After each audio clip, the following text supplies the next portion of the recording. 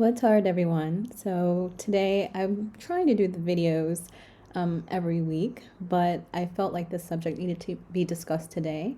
So for those of you who are new to Christy and Coimbra and to my channel, welcome. I'm Christy Peters. I am a real estate professional here in Portugal. I moved from the US to Portugal about 3 years ago, a little over 3 years ago.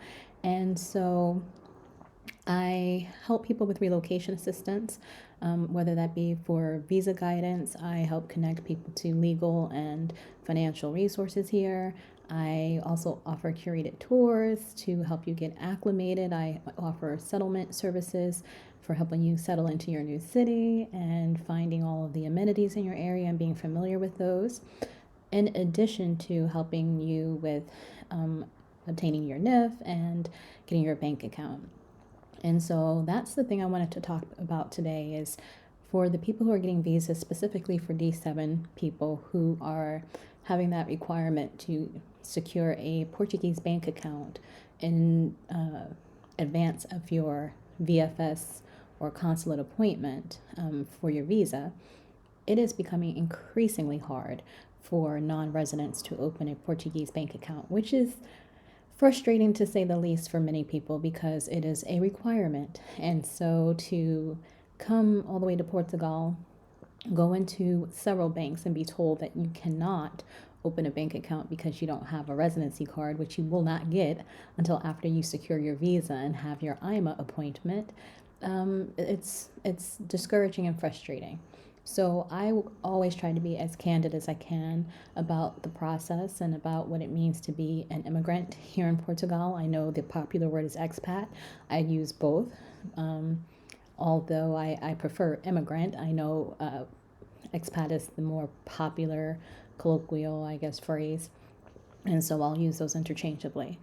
But it is a process to become an immigrant. And so I did the entire process for myself and for at least a dozen people with no type of legal help whatsoever, because at that time it was much simpler to complete this process on your own. And I still say you can probably complete 90% of it on your own, but I do see it leaning towards having to secure a third party possibly for your bank account.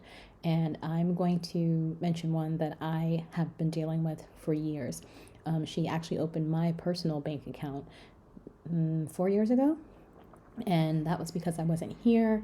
I trust her implicitly. She's very professional. Her name is Barbara Monteiro. She is with Easy Relocation based out of Lisboa, out of Lisbon. And so I am endorsing her because I have sent several people to her for several different things, and everyone has had glowing reviews about her. But, again, she's not the only person who can do this for you, but she's great with helping to secure the bank account if you need that assistance. And so I'll put her information to below.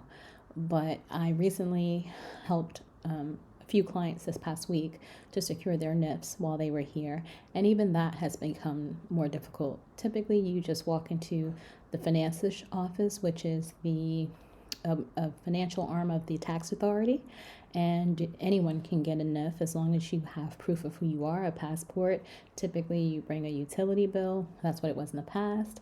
Now they're asking for several more items of documentation, but now it just depends on where you go, what city, what municipality you're in, and who you absolutely get for that day.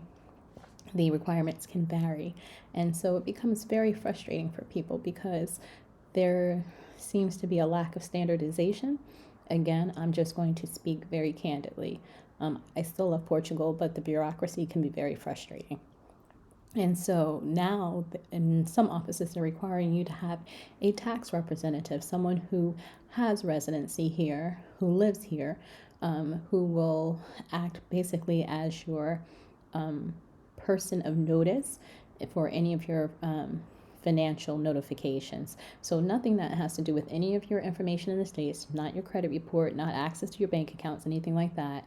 Just if finances needs to communicate with you, they would communicate with your tax representative instead of directly with you.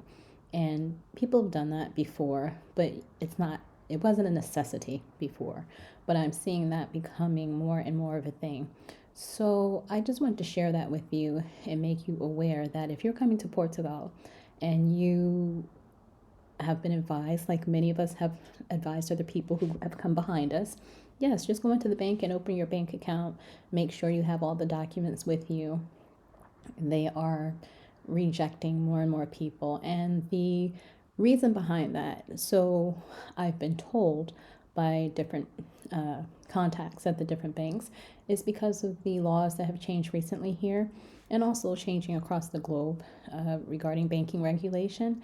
It's ostensibly to prevent money laundering, and it's called, I think, like Know Your Customer, the KYC laws or something like that. So they're trying to make sure that your funds are legitimate, but that should be easily verifiable by having your documents, your tax return, which is what they typically require, several months of your American bank statements that show where your income is deposited, of course, with your either your employment letter or a letter, a pension statement or social security benefit statement. But even with those items, I'm seeing it become almost impossible to do that on your own. So again, I would highly recommend Easy Relocation to do that if for some reason you come and you're not able to open that on your own. I have gone with a few clients, like I said, this past week. One came back because they said they could not open her bank account, which is crazy to me because she has all of her documentation in order, but they're saying that the Lisbon office, which is where they sent her documentation to, has not approved it, and that it could take a few days, a few weeks, or a couple of months, which of course, if you're trying to secure an appointment, that's not something you want to hear, and especially if you've been here for weeks trying to get all of your ducks in a row for the purpose of your consulate appointment. So I just want to make people aware of that that is something that is changing day by day, and that if it frustrates you, this level of bureaucracy, you really must evaluate whether a move abroad is for you. I'm not excusing it. I actually think I think it's bad because you offer by law a set of circumstances where people can legally immigrate, but those same requirements are not being honored in a way that makes it easy to facilitate. Not even easy, just possible.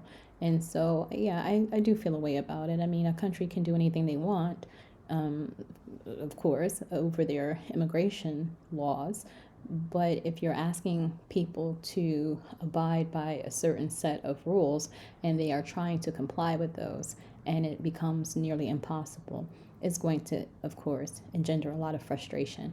However, I would also say for those of us who do take that leap to become expats and immigrate from your country of birth, understand that this is a test. And the test is, can you withstand this level of bureaucracy? Because it's not just in Portugal. Most people that I know people who live in several countries around the world, everybody endures some level of bureaucracy, and it's worse in other places. But I also think it's a function of where we are in the world right now, is that, right now the world is going through a different time as it comes to people moving across borders. And so I think we're going to see a lot more of this. My advice to everyone is always, if you really do and you have had a come to Jesus talk with yourself about your motivation for moving abroad and you truly understand your reasons for moving, not that you're running from something, but you are walking towards a new chapter, a new version of yourself, a new release, a softer chapter, understand that this will be par for the course of you navigating this type of bureaucracy to build that new life. So if you have any questions, please, again, you can always go to my website, book a 30-minute consultation. Anything beyond 30 minutes, I have paid consultations available. But of course, drop me a comment or question, and I am happy to answer them as completely as I can in a limited form without speaking directly to you about your particular situation. So, just a heads up. I hope everyone has a great day. I wish you the best new year. And let's keep going. Let's keep moving forward. Keep being great. Pursue everything that's in your heart. There's no such thing as failure, there's just lessons. Okay, ciao till next time. Até breve.